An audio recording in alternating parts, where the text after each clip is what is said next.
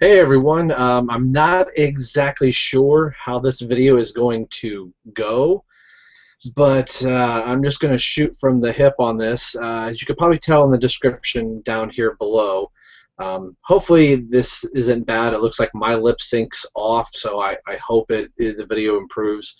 So I want to apologize if it's off. Um, my local, and I use air quotes here, comic shop is closing. It was really weird to. I kind of heard about this um, probably. Oh, I'm trying to think here. I'm just shooting this video from the hip, so I'm sorry here. Probably about 2 or 3 months ago. Um, and this is like one of the. Before I go on any farther, this is like one of these videos that I thought would be kind of cool to do to kind of um, maybe just talk to not anything really pertaining to my channel, although it kind of does really pertain to the channel. So there's no like earth-shattering news here about my channel, but this is more something personal that's just kind of on my mind. And what I like about the YouTube community and just the community of viewers and subscribers that I have, and I watch their other people's channels, that you can kind of get a chance to in some ways talk almost real time, I guess, with some people, and just in a video like this, I'm just kind of rambling here, but just kind of get some feelings out. I just kind of wanted to get this off my chest and talk to some people that would understand this. So bear with me as I, really had no um, real direction. Although I know there's things I just wanted to say, so I'm just gonna shoot from the hip. So. Um, This is a bookstore, first and foremost. It's called the Book Nook. It's in a place here in Ohio, um, about 15 minutes away from me. So it's the city that I work in, that I drive to. It's where we go to the movies and Walmarts and all that type of stuff. So about the time that I was able to drive, and geez, 1990 something. That I found this bookstore called the Book Nook, and I would call it a romance novel. I have a dictionary here, but this is about the size of the romance novels that you would find in the store, or maybe the latest John Grisham novel, or Nicholas Sparks, or the movie adaptation of The Hunger Games, or um, Hunt for Red October, these type of little books that you would see at the grocery store. That's what this store really started out to be. So it was an actual like bookstore. They have a little teeny tiny kids section. You got, if people are going there buying some of these latest novel books or New York Times bestseller type of things, that maybe you can get your kids a coloring book or something like that. So at some point the store changed hands, and they were older to me. It kind of reminded me of my grandmother. These two sisters bought the store. I can't remember exactly when they bought it, but it was right around the time that I was able to drive, or my mother would kind of drop me off there at the store while she went to go get groceries. When they got a hold of the store, the back quarter of the store, and it's a small building, and I'm hoping that I can film there. I'm kind of getting ahead of myself, but they started selling comic books out of the back, and there was an actual comic book store in my town, but it had as quickly as it came up, it had died. Some kind of underhanded business stuff that went on in the comic book store ended. But I remember kind of finding this place, and they said, well, this place called the Book Nook, just kind of down the street, is starting to sell comics. So while we're going out of business, you can, pick up your comics there. So this was right around 1989. Just a little bit before I would start driving, that I could go there on my own. But I would, beg and plead with my mom, to take me to the bookstore, and sometimes she would buy, one of these, books or something like that. Maybe not the dictionary, but so they decided to start selling comic books out of the back part of their store, and they thought, well, if they get some business, fine, that may be a way to attract some other people, maybe some young teens and young adults. So these two old ladies, or older ladies, I should say old ladies, but ran the store for for a long time. And about 4 or 5 years ago, one of them passed away in actually a bad accident. And Jean, the oldest sister, has been there as long as I can remember. We're talking, 89, that's what, 25 years, and I can kind of know that because this is the year for Tim Drake's 25th anniversary. And the first book that I ever bought there, and here it is, Batman, The Lonely Place of Dying, and this came out in 1989 and was the introduction of the Tim Drake character. So this is a big reason why Tim Drake Robin is my favorite. I bought this, I have older comic books that I got at a grocery store, but as far as this store is concerned, this was the very first book that I ever bought, and bought with my own money, like lawn mowing money and things like that. And I remember her giving this book to me and saying, "Oh, do you have any Batman comics?" And she pointed me to the wall and said, "Here we have a whole bunch, and this just came out today." And she is now 87 years old, 88 years old, and her health is kind of declining. And of course, as the older you get, things just kind of start happening to you. And she ended up falling and breaking her hip, and she said they're going to have to pull me out of the store, kicking and screaming, before I ever allow it to close. She had a bad bout with pneumonia, but she kept saying the store is going to continue. And it has gotten to the point where she's been in the nursing home for the last 4 or 5 months, and the bookstore has been kind of limping on. And funny's the wrong word, but the thing that was an add-on from these two wonderful older ladies, that Jean almost became like my comic book grandmother. You want to talk about somebody that knew their comics inside and out, what characters made what appearance, that the bookstore was their main business, these type of things, but her knowledge of comics was just absolutely fascinating to me.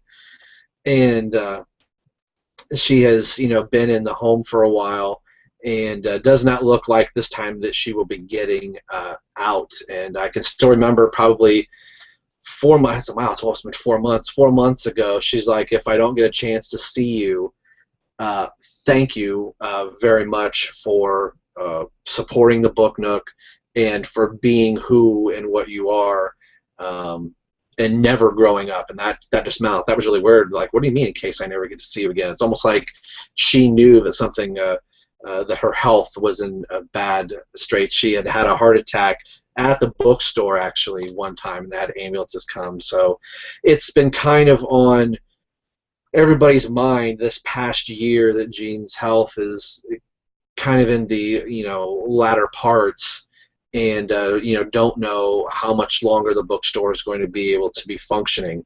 It was early in July this year that you could bring in a lot of your romance novels, or just novels in general, and you could get in-store credit. So they would say, "Oh, these books are worth X number of dollars, so you've got $20 and your whole stack of books." Women would bring in bags and bags of books, and they would kind of look through them and see if they have any duplicates, triplicates, and things like that, and kind of price them accordingly, so you could kind of bank money. So after a while, people in the latter part of the store, people really weren't purchasing books that much, and they started, basically just banking on credit. Like, "Oh, you're giving me, $6 for this book. Well, that book is $5, or whatever the case is." So no money was changing hands. It just became credit after credit. So the thing that was an add-on from these two women of the comic books now became the main bread and butter of what kept the lights on in the comic book store.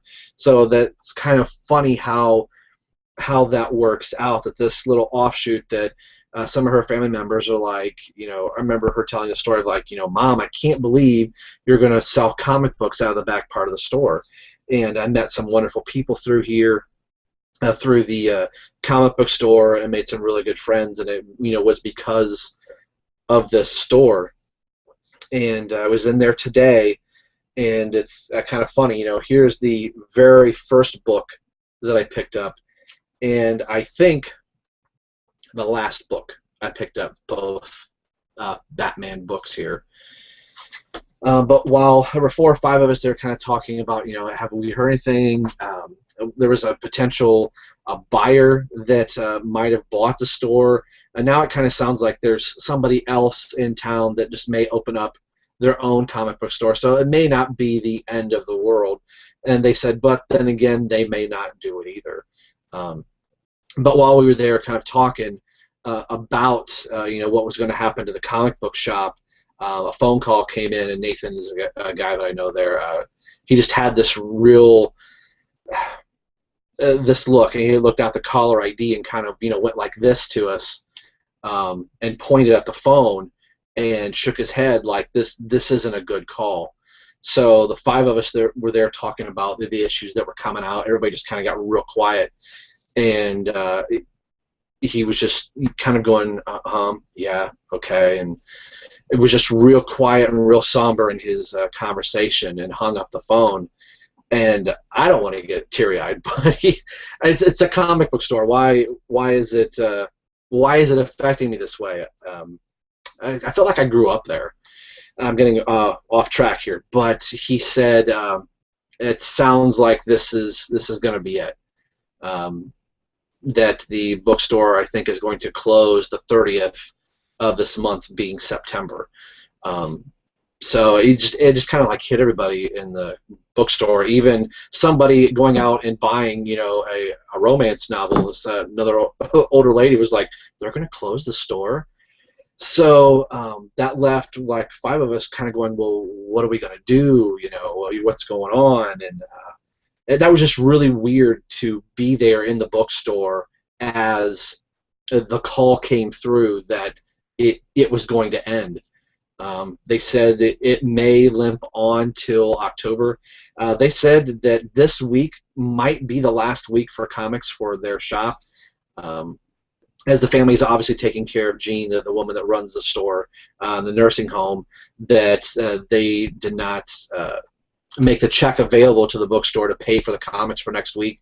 So he was on the phone with the distributor and the family while we were there, and they said that we might get books for next week, and that the store will probably start selling things at 25% off, or 50% off, which, I mean, is kind of good. I can pick up some books that I've been really wanting to, and even new books, because they said they're going to try to make as much money as they can before the doors close. But it's really kind of weird that in 1989 I first stepped into the store, and I can map my life out through comics, and it's one of these mediums that if you're a comic book fan, you can probably remember the first time you walked into your first comic book store, and just looking around. Even though this wasn't a comic book store, that this back corner, she referred to us as the back corner boys, which now that sentence kind of seems weird, but coming from this sweet older lady, it sounded really endearing, like your grandmother would say. And like I said, she knew her comic book stuff inside and out like nobody I've ever heard of, let alone somebody that's old enough to be my grandmother could match us tit for tat on comic book knowledge. So I even got to the point where I was talking with my wife today when I met her for lunch, and I was like, I really wish I could open a comic book store, and that'd be great. Again, I really don't know what the purpose of this video is, other than this is just something I felt I needed to get off my chest, and then trying to figure out, okay, what's going to be my next line of action for comic books. I want my books to still continue. I have 2 cities to the left or the right of me, if you're looking at the map geographically. One's about 45 minutes away, and the other's pushing an hour and some change, and that's a long drive to drive up to one of these 2 places every week for a comic that is $3.99 or $2.99. The gas alone would kill me. So I'll probably go through an online type of thing or something like that. But this is just something I just wanted to share. And a friend of mine I talked with later is like, you gotta start a Kickstarter campaign and open your own comic book store. I'm like, really? Say, hey, Rob would like to open his own comic book store. Please send money to blah blah blah, and I will give you part ownership in the name of the comic book store for every blah blah. I mean, yeah, that'd be great if something like that were to ever happen. But this is just more of a reactionary video that for 25 years, and that's just really, it kind of really puts it in perspective. For 25 years, I've gone to the same bookstore and the same little old ladies, but behind the counter for 25 years. Granted, with some other people filling in, for different shifts and things like that. But it's the 7 or 8 of us that meet almost every Friday in there. I can guarantee that at least 5 of the 7 of us are going to be there every Friday, and we'll sit and we'll talk for an hour or so just about the latest Marvel movie that we saw, or, well, I'll just see the first images of the new Batmobile for Batman versus Superman, or have you been reading Batman Eternal? And somebody said, are they really going to kill Wolverine? It's just, I remember getting into Nightfall and somebody saying something bad's going to happen to Batman. Like, they just killed Superman. I remember thinking, oh, they're not going to kill off Batman. And I remember going to the comic book store and just being riveted every week. And I remember the week that Batman had his back broken and they had the issue on the wall. And I remember Gene going, now, be careful. You need to be sitting down when you read this episode, when you read this issue. Something bad happens to Batman. Here's this a little lady kind of telling me about it and telling me, you need to brace yourself. So not only is a comic book or comic book store closing, but the health of somebody that I've known for 25 years is not good. So I'm of two minds. I would love for her to come out of this, and she'd be the type that says, no one's going to close my store, we're going to keep it open. But the downside with this type of store, it never was a comic book store in nature, so it wasn't like you can go buy, action figures and things like that. They had the preview magazine there that they would order things out of if you saw a shirt that you wanted or an action figure. A lot of the action figures that you've seen here on Rob's Rogues, that's at least with the new 52, that's what I've done. They've had a preview magazine. I would say, oh, I'd like to order this. So when they put down your comic order for the week, I may write in, hey, Earth 2 Batman. That's where he came from. So, yeah, this is just really weird. In this day and age of digital technology, somebody's like, well, just start downloading from Comixology. I can't bag and board my phone. Part of the fun about collecting comics is having something tangible to hold on to and to read. It's not like I'm going to pull out my phone and be like, oh, this is so awesome. I mean, I do have comics digitally, and that's nice to be able to, if I'm on a plane somewhere, if we're traveling in a hotel, it's like, oh, I didn't get a chance to read the issue, but at least I can look on my phone and then I can go pick up the hard copy. So that's what I'm going to do, is try and find some place online. I've had a couple people send me a couple things like, hey, this is a good place to go. Midtown Comics in New York, as somebody had said, you can do that. There's a couple others I can't even rattle off the top of my head. I'm not even thinking right at the moment, but I got a list of about 4 or 5 other places.